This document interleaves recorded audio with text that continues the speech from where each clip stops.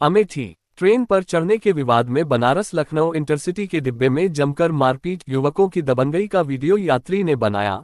Social media पर viral. सुबह 8:30 बजे की घटना, अमेठी स्टेशन का बताया जा रहा वीडियो।